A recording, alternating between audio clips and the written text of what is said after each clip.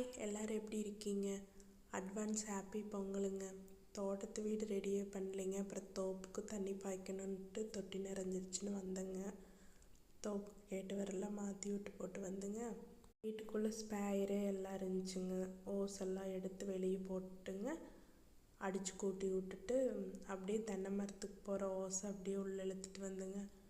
அப்படியே செவுரு செல்ஃபு எல்லாம் கழுவியாச்சுங்க. அப்படியே கீழே லைசாலுமே ரென் பவுடர் கொஞ்சம் போட்டுங்க. ஏன்னா தோட்டத்து வீடாச்சுங்க. அப்படியே சேத்துக்காட்டுக்குள்ளே போய் அப்படியே வந்து முதிச்சு பூரா சிவப்பு கலரில் செம்மண் ஆச்சுங்களா, சிவப்பு கலரில் ஆகி போச்சுங்க.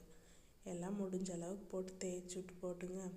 அந்த காலத்தில் பெரியவி சொல்லுவாங்க, நோகாமல் நோம்பி கும்பிட முடியுமா? அப்போல்லாம் எனக்கு அதோட ரீசனே புரியாதுங்க. இப்போ தான் தெரியுது, எந்த நோம்பி வந்தாலும் நோகாமல் எப்படிங்க சாமி கும்பிட்றது. எந்த நோம்பி வந்தாலும் சரிங்க, வீட்டில் இருக்கிற பெண்கள் இடுப்பு 4 முறிஞ்சு போயிருமுங்க. அப்புறம் அது ஒரு பெனிஃபிட் என்னங்கன்னா, அப்போ தான் வீடு கொஞ்சம் க்ளீனாக இருக்குங்க. அது வேறு, அது ஒரு வித சந்தோஷம். ஒரு விதம் பார்த்தா என்னவோ 10 வருஷம் பெட்டில் படுத்துட்டு எந்திரிச்சு வந்த நோம்பு முடிஞ்சு பார்த்தா 10 வருஷம் பெட்லேருந்து எந்திரிச்சு வந்த மாதிரி ஒரு ஃபீலாக இருக்குங்க.